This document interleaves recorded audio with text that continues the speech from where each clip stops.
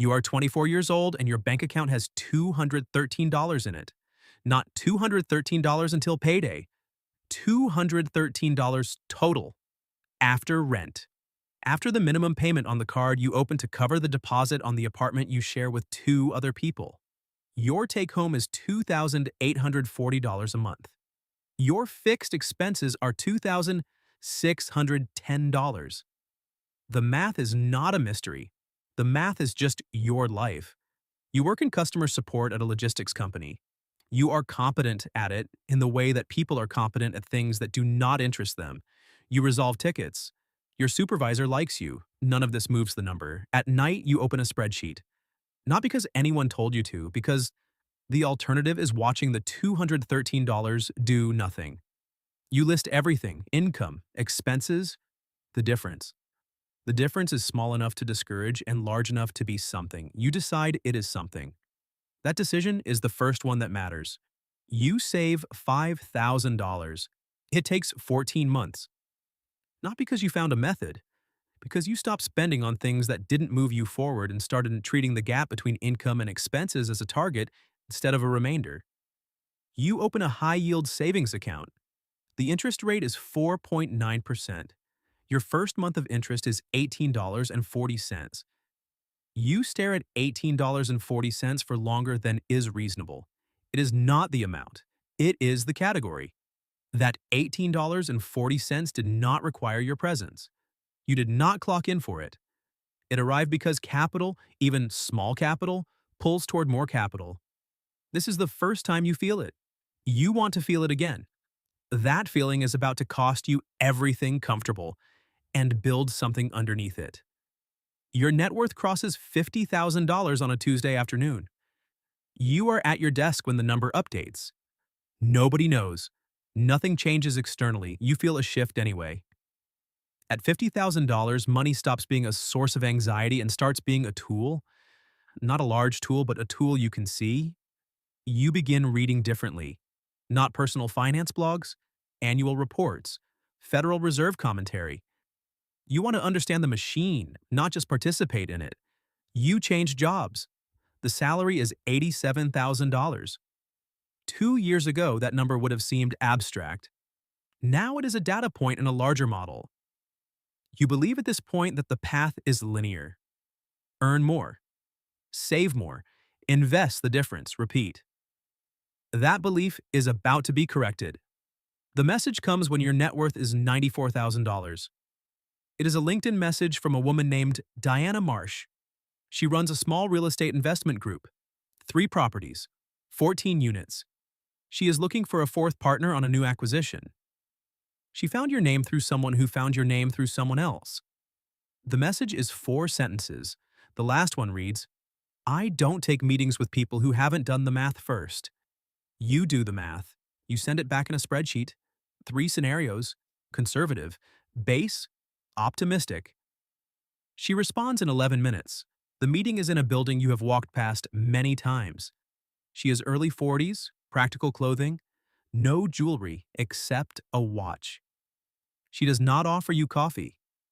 She opens her laptop and shows you the cap rate on the target property, the current rent roll, and the projected cash-on-cash return after debt service. She asks what you notice. You notice the vacancy assumption is too low for that submarket. You say it. She closes the laptop. She says, "Good." Most people just nod. Your first real estate investment is $28,000, a 12.5% stake in a 22-unit building 2 states away. You have never seen it in person. You do not need to. The numbers are the numbers. The property manager handles operations. The mortgage is fixed. The rent comes in monthly. The first distribution is $340. You know by now what $340 means. It is not $340. It is $340 per month, every month, regardless of whether you show up. Regardless of whether you have a good week. Regardless of what your employer decides. You begin to understand income not as something you earn, but as something you build. The distinction will take 2 more years to fully settle. The idea arrives here. Diana calls 3 months later. Another deal. You put in $19,000, then another $23,000. Three income streams, none dependent on the same source. You are not wealthy. You are becoming structurally different from what you were before. You make your first real mistake at $310,000 net worth. A deal arrives through a contact who is not Diana. Short-term lending, 18% annualized return. The structure is unfamiliar, but the number is not. You put in $40,000. The deal is real, the operator is not. The money does not come back. You lose $40,000 in 11 weeks. You do not spiral. You conduct a post-mortem. You write down every signal you ignored. The vague answers to direct questions. The urgency that appeared only when you hesitated. The social proof from people who had not done independent verification. You list them. You price each one. You decide the $40,000 is tuition. The most expensive class you have taken. The most useful one. You are more careful now, not more fearful, more structured. There is a difference and it will compound. At $500,000, the architecture of your financial life becomes visible as a system. Not a collection of accounts, a system. You meet with a tax attorney for the first time, not an accountant, an attorney who specializes in structure. She spends 40 minutes asking questions, not about your income, about your entities, how your assets are held and in whose name and under what legal form. Your answers reveal a significant amount of value sitting in the wrong containers. She says, "You've built something real.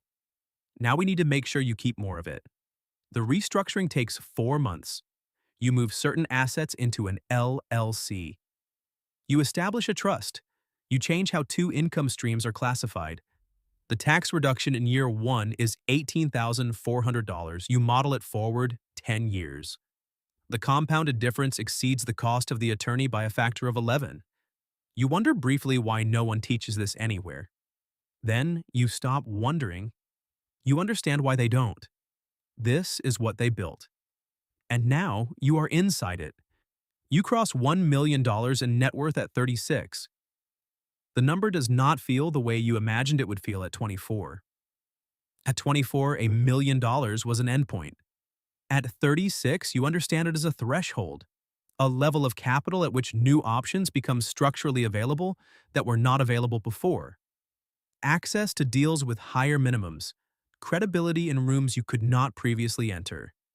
You are invited into a small investor group, 8 people, net worths ranging from $1.2 million to approximately $40 million. The conversations are different from any you have had before. Nobody discusses job security. Nobody discusses saving more. The questions are about structure, tax efficiency, deal access, and time horizon.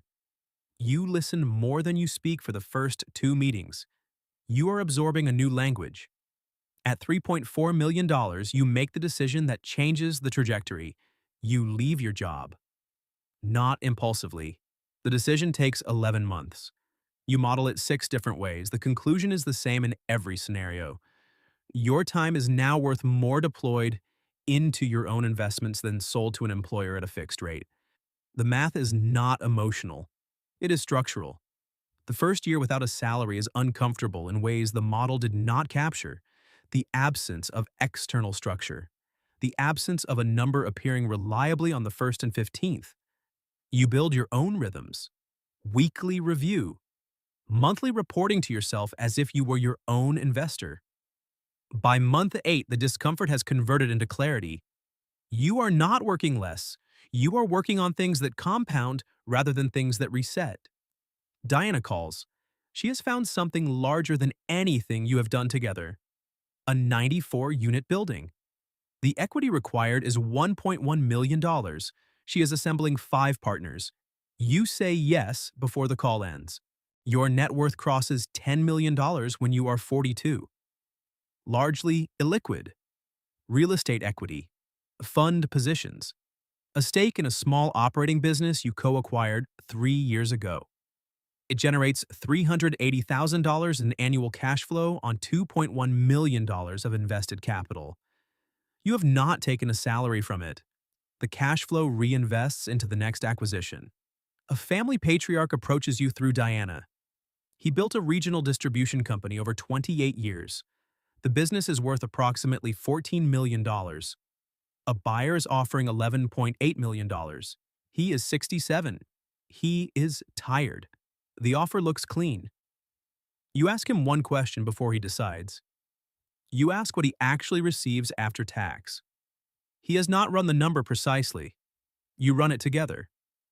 Federal capital gains, state tax, net investment income tax. The check he receives is $7.9 million. dollars. Invested conservatively at 5%, it generates $395,000 annually. His business on its worst recent year generated $510,000 in owner earnings. He is about to sell a $510,000 annual income stream for a $395,000 annual income stream and pay $3.9 million for the privilege. He sits with that for a long time.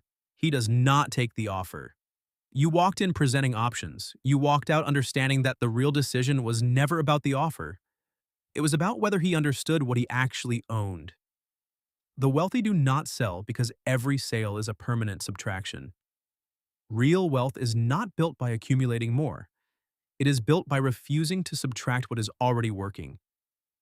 An asset generating income, serving as collateral, compounding quietly, is categorically different from the cash it would produce if sold. Cash is inert, taxed when it arrives, eroded while it waits. An asset is alive. It does not stop performing because its owner is having a difficult quarter.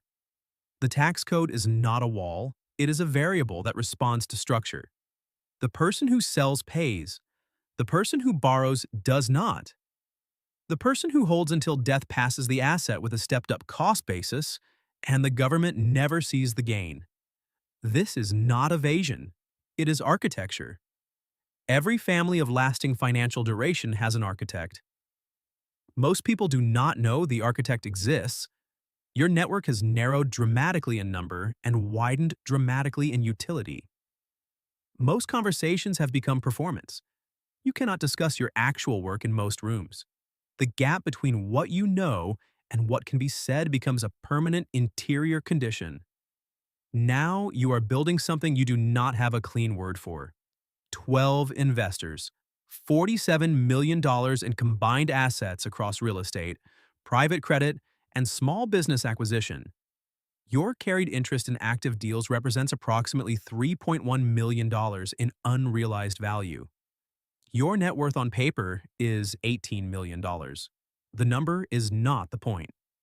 The number is a byproduct of the decisions, the structures, the relationships, and the years of letting things compound that were worth compounding. An offer arrived last month. A larger operator wants to acquire your stake in the distribution business. The offer values it at $6.4 million. Your basis is $2.1 million. The embedded gain is $4.3 million. The tax, depending on structure, ranges from $900,000 to $1.3 million. Legal counsel has flagged that a similar structure at another family office was recently challenged. The outcome is not yet known. You are building something that might not hold in its current form. You are building it anyway. You are not thinking about whether to sell. You are thinking about what to borrow against it. The game continues.